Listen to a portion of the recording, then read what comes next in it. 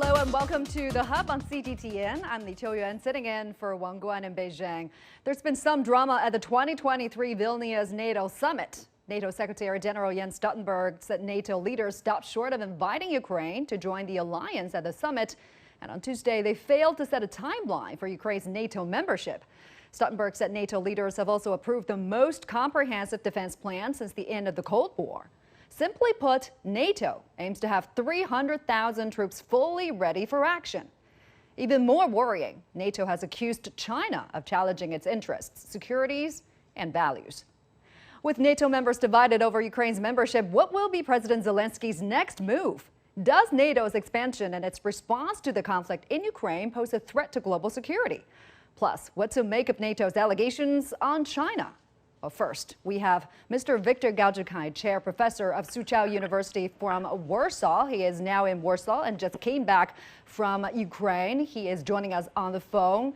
Such a pleasure to have you with us, Professor. Let me start with this. You are in Warsaw. You're just back from Ukraine, where you stayed a few days. How is the situation on the ground? I understand at a point you were forced to take shelter in a bunker. What happened? Thank you very much for having me. Yes, indeed. I'm right now in Warsaw, Poland.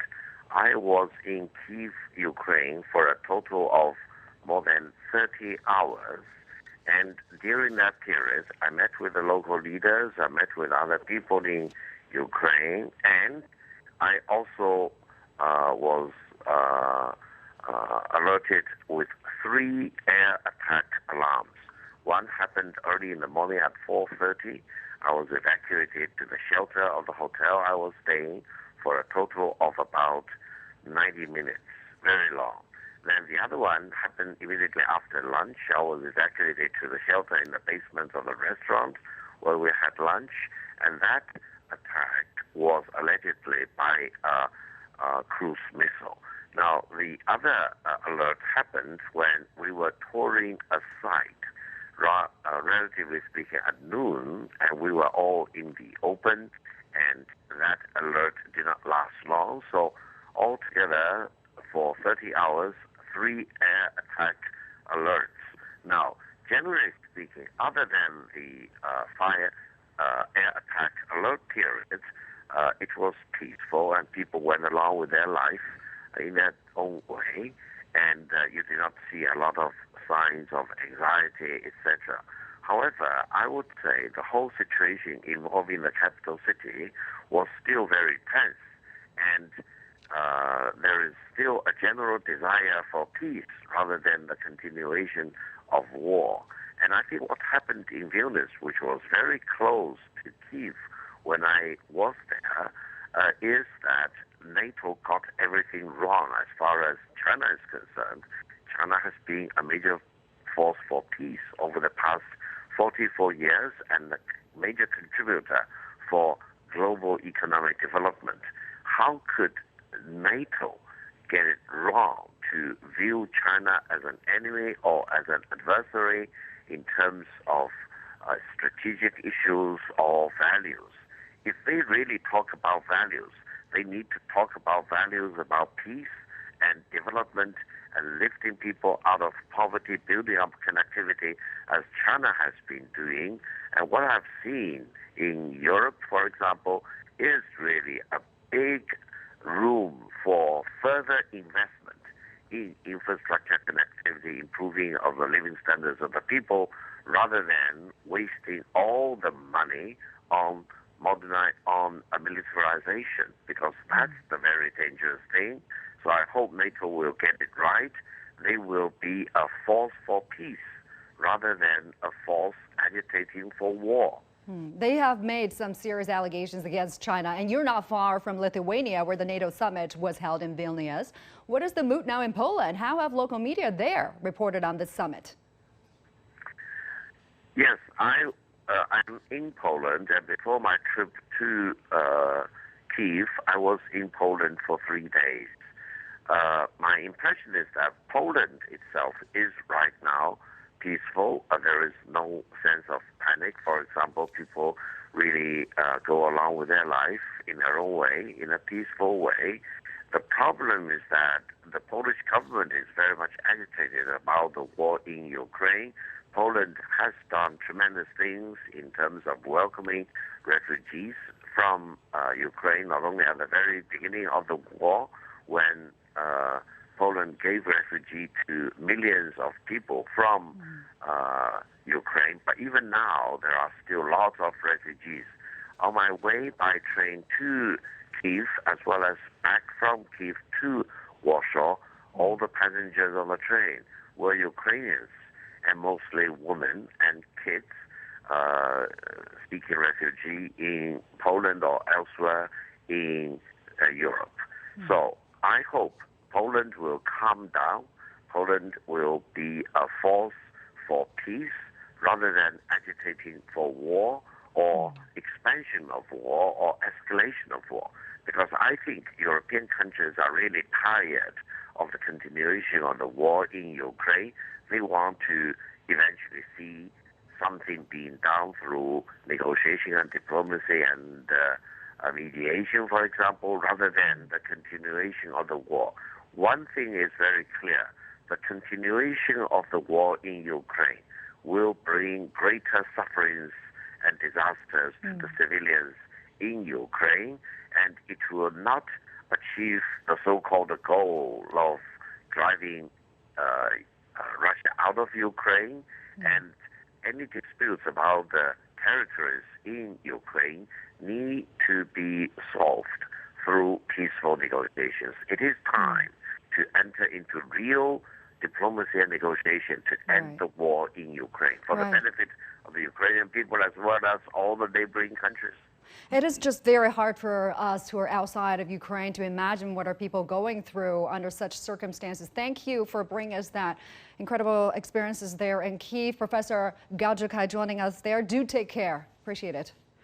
Let's talk more about this. We're pleased to be joined from Bangkok by Brian Berletic, former U.S. Marine and geopolitical analyst, from Vilnius, Lithuania, by Mr. Richard Worley, international correspondent of Blick, a Swiss media. And in our Beijing studio, we have Mr. Einar Tangen, our current affair commentator. Welcome to the show, gentlemen. Let me start with you, Einar. NATO Secretary General Jens Stoltenberg said allies have agreed on a three-part package to bring Ukraine closer to NATO. However, he clarified that an invitation for Ukraine to join the alliance will be issued when allies agree and conditions are met. He stopped short of saying when and how Ukraine will be invited to join. And Ukrainians are not happy about it. I mean, President Zelensky called the NATO decision unprecedented and absurd for not setting a timeline and its vague wording of conditions. Is it procrastination, or is Ukraine's membership causing a rift among NATO allies? Well, there's an ongoing conflict, so they can't join currently under the charter of the UN. It would take unanimous consent of all countries within NATO to add them. So it's a little bit of hyperbole for him to be saying that it's ridiculous that they have to take us, all this type of thing. I can understand from his point of view. He also said that he feels now that his country is a bargaining chip. But that's been fairly clear all the way along. The U.S. has been, and Europe to a certain extent, have been supporting this war, but it has no end in sight.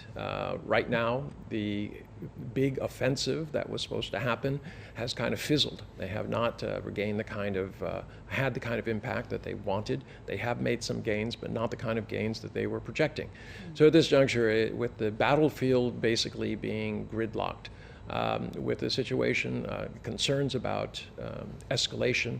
You know, we obviously have this issue about sending cluster bombs, which are single-handedly the most lethal weapon to civilians. There is causing even further divides. The war is keeping Ukraine from becoming a member of NATO. I guess the president understands that, but President Zelensky wants clear assurances that once the war is over, that his country can get admitted, but even that might not be forthcoming. Mr. Berletic, how are you looking at this? How will this decision by NATO impact the relationship between NATO and Kyiv? Is it the end of the honeymoon, as Zelensky was described as frustrated? This is a proxy war. The United States is using Ukraine as a proxy against Russia, and the whole point of fighting a proxy war is to do it at someone else's expense. And right now, it is Ukraine paying the cost in blood in terms of infrastructure, in terms of its economy now and into the future. And this is abundantly clear to everyone. This is how NATO does business. This is how they've always done business. And I don't know why it would seem as a surprise to anyone in Kiev that is what is happening to Ukraine right now. Of course, they're not going to include Ukraine into NATO because, just as your other guest pointed out, that would then drag all of NATO into the war. And they don't want to be in a direct conflict with Russia. They want Ukraine to fight that conflict on their behalf. So no membership for now, but Mr. Worley, is a timeline for Ukraine's membership possible in the foreseeable future? What could be the trigger? What might it look like? Well, what's very clear here in Vilnius is that Ukraine will be a member of NATO. I think it's important to keep this in mind. Secretary General of the Alliance, Jens Stoltenberg, repeated it several times during the press conference. The horizon for Ukraine is within NATO. Now coming to the timetable, not at the moment. It's true that it was a frustration for President Zelensky, but you've got to keep in mind that he changed his mood between his arrival and yesterday. When he arrived in Vilnius, he said indeed that it was absurd to keep Ukraine outside of NATO. But then when he met the leaders and when he sat during the NATO Ukraine Council, his tone had changed. He thanked his partner and he thanked the alliance and the G7 for giving him support and giving him this long-term support that the country needs. So I believe also there was some kind of political foreplay by the allies who told Mr. Zelensky that he should be more grateful to the allies because they have to face their public opinion. Selling the war in Ukraine or the support to Ukraine is not something easy. So you could see that President Zelensky, we all know that politically he's very shrewd. He has adapted to the circumstances here in Vilnius. Yeah, but despite what's been said by the NATO Secretary General, a lot of people, a lot of observers are still skeptic. They doubt this could ever happen. I mean, Ukraine joining NATO. And Mr. Vilnius, from a military standpoint, it seems that no one in Europe wants NATO to fight directly against Russia over Ukraine. You mentioned this a little earlier. Is this the reason why President Zelensky was so frustrated in Vilnius? Will NATO really fight to the last Ukrainian, as President Putin famously said last March? Or will Ukraine fatigue set in? Well, I believe there are two different... Mr. Vilnius, please. I think it's abundantly clear that they are going to fight this proxy war down to the last Ukrainian. They've all but said it. In some cases, they have actually said it. In Washington, I've heard politicians talking about fighting to the last Ukrainian, how this is the best investment the United States has ever made because they're able to fight one of their chief adversaries, Russia, without having to shed any American blood. They're doing it entirely at the cost of Ukraine. Russia knows this. Russia knows that if the conflict ends and there's still a Ukraine left, it is going to join NATO. So this is an incentive for Russia to continue the conflict for as long as possible, or at the very least, leave nothing left to join NATO when the conflict is over. So this is another corner that NATO has painted themselves into, not unlike the corner they painted themselves into in Afghanistan for 20 years. And Mr. Worley, how are you looking at this? You were saying? Well, you've got to see it from NATO point of view. I would personally clearly disagree with what was said when it is certainly a kind of proxy war, but always have in mind that this war was started by Russia, not by NATO. I think it's important to set the facts all over again and again. Now, coming to NATO, what was the choice they had? Either they would integrate Ukraine, and you've got to remember that some countries were in favor of integrating Ukraine now or giving it a timetable, or you keep Ukraine at bay, waiting for the end of the war and hoping that negotiation could come. It's true that in a way it's an incentive for Russia to tell Ukraine you will be in NATO only when war is over, but it does not mean that negotiation cannot take place. So I believe NATO hope, with the help of some member countries like Turkey, is that while Ukraine will not be in NATO, it will still possible at some point to open a negotiation, especially if the present counter-offensive by Ukrainian forces might or be successful. And I do want to take some time to talk about NATO's relationship with Asia-Pacific. 4 Asia-Pacific leaders this time were present at the recent NATO summit. Einar, what signals did this send with regard to the security situation in Asia? Well, quite frankly, I mean, it backs up this idea that NATO is interested in proxy wars. Why is it going into the Asia-Pacific? This has nothing to do with NATO.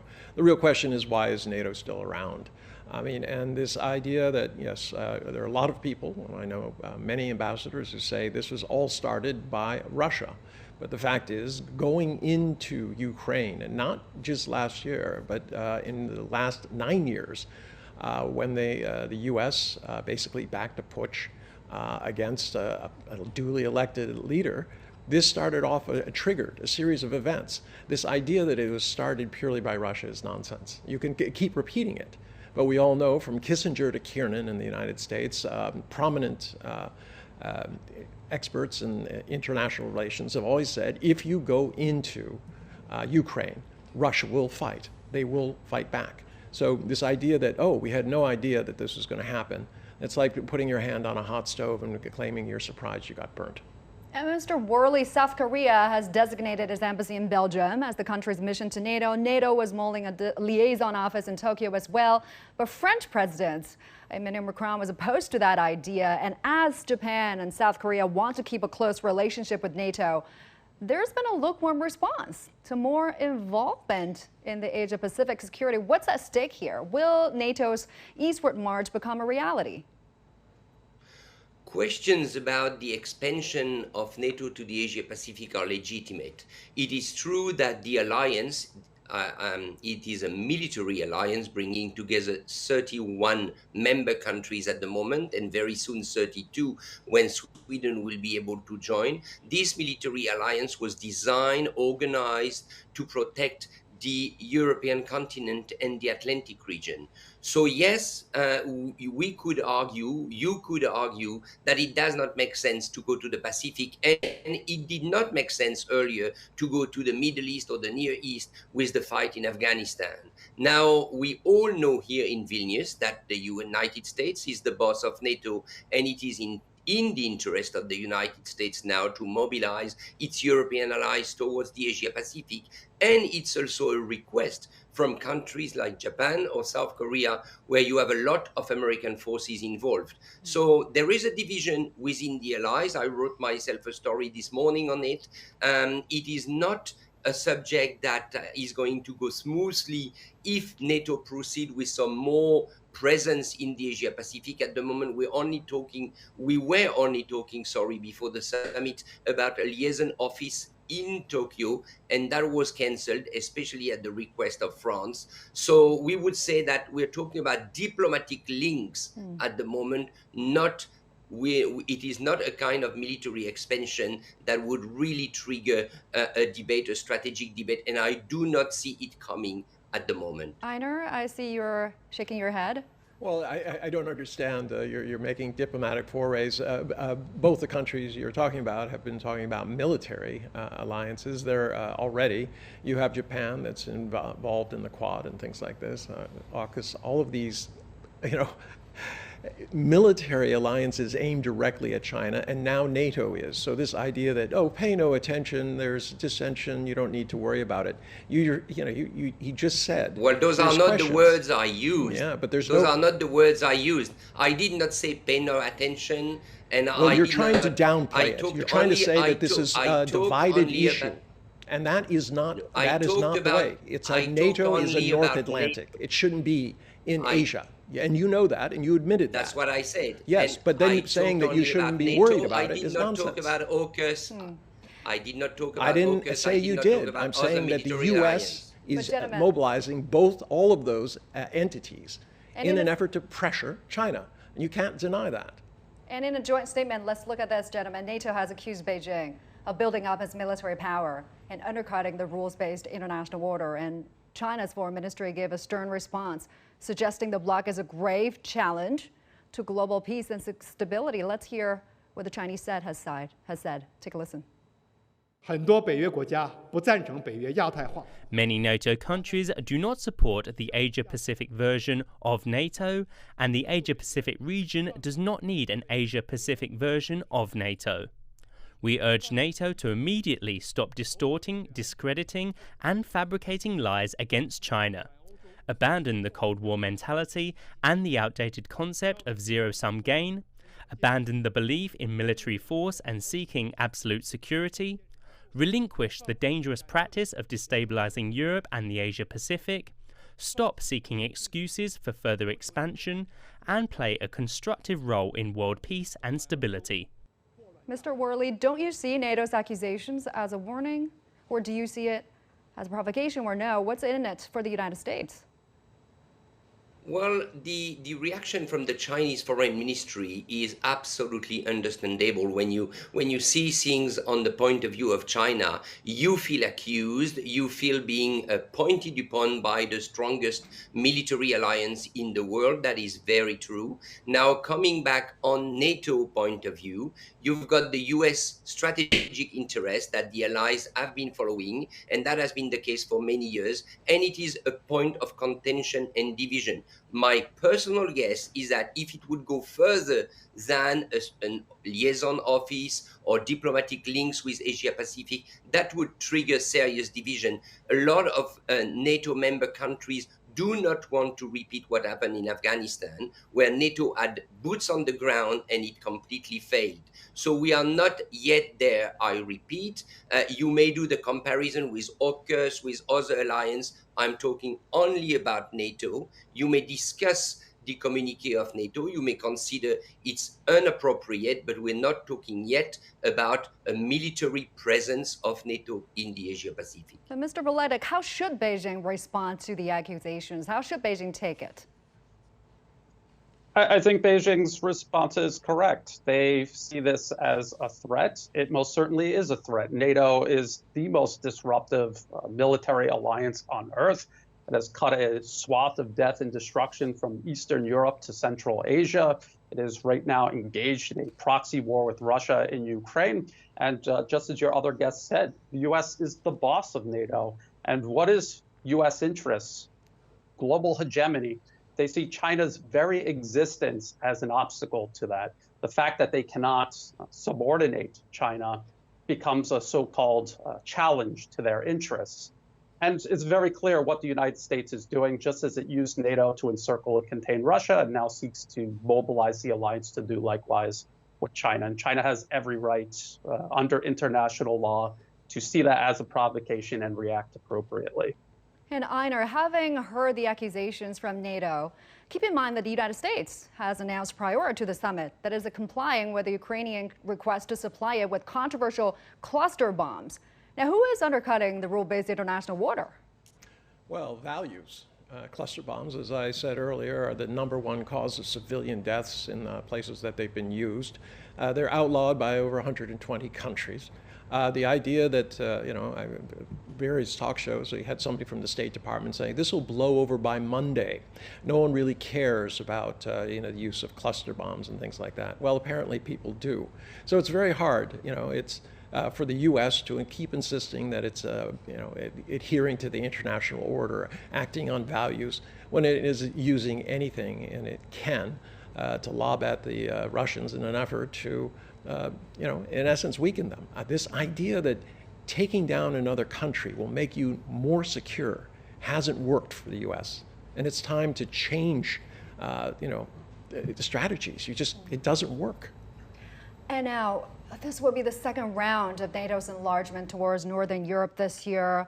Mr. Worley, first Finland, now Sweden. How will the two countries alter NATO's security architecture? Because this is a key concern of Russia, that the alliance is edging closer and closer to its borders. How do you expect Russia to react?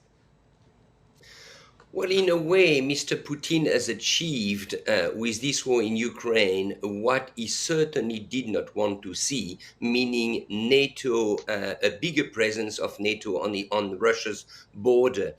Finland and Sweden were both neutral countries until the war in Ukraine. They decided to join last year in the Madrid summit. Finland was already accepted. Sweden had a veto from Turkey, which was lifted here in Vilnius. We've got to see now when the Turkish parliament will ratify Sweden entry. In terms of strategy and defense, it carries a real weight because Sweden and Finland are closer to Russia. Finland has a long border with Russia. And as you said earlier, NATO just approved a military plan to have got more forces combat ready deployed alongside those borders. So now on the northern side, on the northern flank of NATO, the fact that Sweden and Finland are in change things. It is a game-changing factor, and it's probably another worry for Russia and Belarus because both countries are bordering this northern flank of NATO.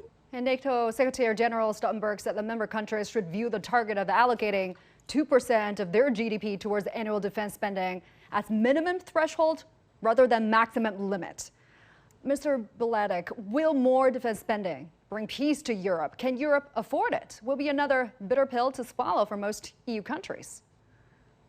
No, and NATO has actually been the largest threat to Europe, its peace, its stability, and its prosperity. This participation in this proxy war with Russia and Ukraine has decimated Europe's economy in terms of military preparedness. They're emptying their stockpiles, transferring it over to Ukraine. It's disappearing on the battlefield. They'll build this army of 300,000 NATO troops, but what are they going to use for artillery? They're out of artillery. This is why they're sending these cluster munitions as a replacement for conventional artillery rounds. So NATO is making Europe weaker. It's making it less secure. These two new members, Finland and Sweden, were never really neutral. Nobody believes that. And now, because they're part of NATO, they're going to be dragged into whatever a war of aggression NATO thinks of next. How are you looking at the prospects of NATO, Einar? Very interestingly, the French president once referred to NATO as being brain dead. That was 4 years ago on the eve of another NATO summit. Do you see NATO going stronger with the Ukraine crisis going on, or is it just smoke and mirrors? I would agree with my other colleague in his assessment. NATO has become a toxic virus on the very entity that it's supposed to protect. But importantly, beyond this is this issue of the divide that is growing between the people in the capital, the elites who are hanging on to either political or ideological baggage, and the people who are now of Europe who are saying, look, we don't have enough, our standard of living is deteriorating.